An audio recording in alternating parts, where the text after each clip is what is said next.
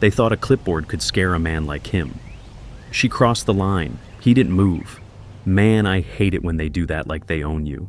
The paper hit his chest. Flat, sharp, no law seal, just bold print, bold ego. She didn't shout, but her eyes barked orders. Behind her, the clipboard army waited. He read the first line, then folded it. Once, clean, didn't speak, didn't blink. His right hand, still in his pocket, holding metal. Not for fear, for memory. A neighbor across the street exhaled. Another stepped back. Raymond looked at her, not at her face, at the gap between her words and the law. He didn't answer. Not yet. He didn't buy the land, he inherited it. Along with every rule written before the cul-de-sac even had pavement. Raymond Holt, retired police chief.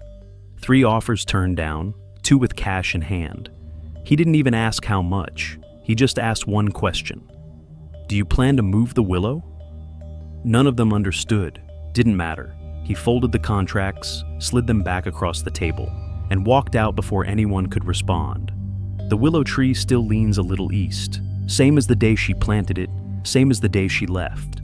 They had their last coffee on that porch. She held his hand, looked out, whispered, "Don't let them pave it, not this tree." That was 7 winters ago. She's not in the house anymore, but her voice still echoes. This morning, Raymond opened the drawer beside the yard bench. The photo was still there. Her white dress, him in uniform, the tree between them, and no HOA Flower District sign behind. He closed the drawer, didn't say a word. On the way back in, he paused, brushed the dust off the old wooden peg nailed to the gate. Private property since 1951. Carved, not printed. A neighbor across the street slowed down, glanced once, then again. Raymond didn't look up, but his fingers stayed on that wood. For a beat too long, just enough for us to realize he wasn't planning to let this slide, not this time. She didn't knock, didn't even look toward the house. A blonde woman in a lemon-yellow polo shirt, khaki clipboard, cheap sunglasses, moved like she'd done this before. She crossed the lawn like she owned it, staked a sign into the middle of the yard, plastic, red letters. HOA citation, property in violation. Raymond watched from the porch, didn't say a word, just shifted his boot once on the step. She turned, finally, and saw him, didn't smile, didn't introduce herself. "This isn't personal," she said. "It's policy." He blinked, once, slow, then stood. Not fast, not angry, just rising. Her eyes flicked to the sign again. Like that plastic sheet would protect her, like the letters could shield her from what he used to carry. Raymond walked past her, didn't stop, didn't speak. He reached the wooden peg on the gate, ran his thumb along the carved edge. Private property. Since 1951. Still solid, still holding. Behind her, 2 more officials stood by a silver SUV. Identical shirts, empty expressions, as if someone handed them a script but forgot to print the last page. Raymond didn't look at them. He just breathed out, deep, controlled, knowing. Up on the 2nd floor, Ted leaned on his railing, coffee in hand. Didn't wave, didn't interfere, but his eyes didn't leave Karen, then glanced quick at Raymond and back again. That was the first crack. Karen walked up the porch 2 steps, pointed to the sign. "You've been warned before. This is formal now."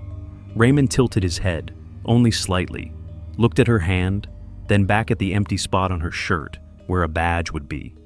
He didn't answer, but his hand rested again on the old wood, not shaking, not tense, just steady, like someone waiting for the moment to remind everyone what real authority looks like. Maybe you've seen someone like that too. The confidence, the clipboard, the fake calm. Some of us used to stay quiet because it was easier than starting something.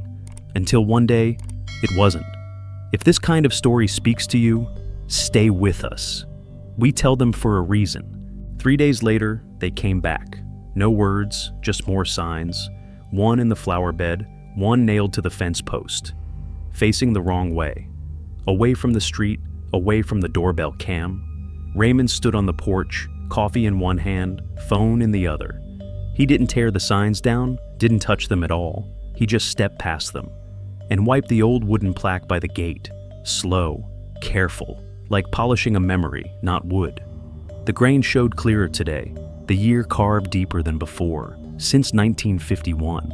It didn't need to shout. It had survived storms louder than this. Behind the fence, Karen called out, didn't raise her voice, didn't need to. You can appeal, if you still remember how the system works. Raymond didn't blink, didn't look up. He just shifted his phone, tilted it slightly, just enough to catch the morning light on the old sign. Click. No sound, just a screen that now held the truth and the shadow of the fake violation. He walked back inside. At the corner, a boy passed on his bike, slowed down, pointed at the citation sign turned the wrong way. Mommy, why is the sign backwards? The woman held his shoulder, didn't answer, just guided him forward, eyes a little too still. Ted was still on the balcony, still watching.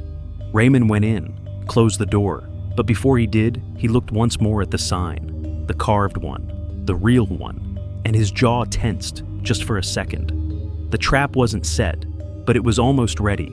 The community meeting wasn't loud, it never was. But today, it felt quieter than usual. Raymond didn't raise his voice, didn't raise his hand. He just stood, in the middle of the HOA lawn. Everyone turned eventually. No anger, no protest. Just a single question. Does anyone remember what the old nameplate was made of? A few people blinked. A few leaned forward. Karen frowned. She tried to speak. Raymond didn't stop her, didn't even look her way. He was holding something in his hands, wrapped in cloth, worn edges showing. He unfolded it slowly. Not dramatic, just careful, like it mattered. The original plaque, chestnut wood, carved by hand, lettering worn but still proud. Private property since 1951. A pause, long enough for the weight of memory to fill the gaps. From the second row, an older man cleared his throat. I remember that wood, chestnut. I helped carry it up the hill with your father, back before the new codes. No one clapped, but no one looked at Karen either. She stepped forward. Everyone, let's be reasonable. The updated guidelines? Her voice cracked, barely. Someone coughed, another checked their phone. Ted crossed his arms, didn't speak, but didn't look at Karen. Raymond didn't smile, didn't gloat. He just placed the plaque on the table, next to the printed HOA citation, plastic, still bent from where the wind had hit it sideways. Some things, he said quietly, are older than your clipboard. He turned, didn't stay for the end. Karen stayed frozen, phone in hand, but no one waiting to hear what came next. The power didn't shift. It slipped, without a sound. Karen laughed, not loud, just sharp, dismissive. She tapped the plastic citation with her nail. Let's not romanticize wood carvings, folks. This is about current code, compliance, order. A few nodded, some hesitated. The room tilted, slightly toward her. Raymond didn't argue, didn't flinch. He just reached into the chair beside him and placed a wooden box on the table. Click. Hinges creaked. He opened the lid. Inside, no drama, just paper, a file, a single signature, Karen's, from 3 years ago. He didn't speak, didn't lift it. He just turned it slightly so the group could see. A pause, then someone read it aloud. A quiet voice from the back. Request to install private use goalpost within HOA green space. Approved under provision 11.4. Conditional upon preserving original fixtures present at time of application. Specifically, community signage, including the 1951 nameplate. And signed, Karen Lowell. Karen's hand twitched. Number? That's not. She reached toward the box, but stopped. Too many eyes. A thin sheet slipped from the folder, fluttered, landed on the floor. Right in front of her shoes, her original submission. Thumbprint still visible. No one moved to pick it up, not even her.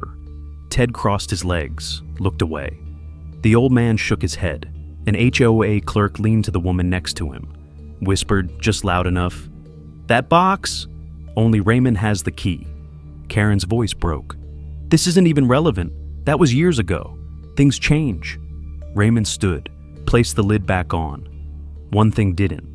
He turned, didn't wait for a vote, didn't need one. Behind him, silence swelled.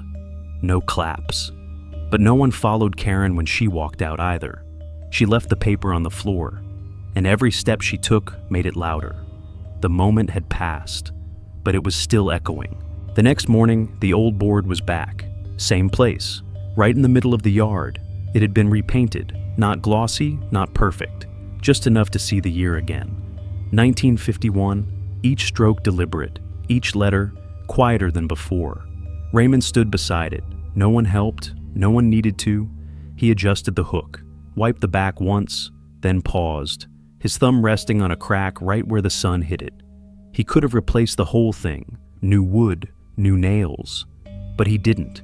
He just bent slightly, pressed the hook in, firm, not rushed.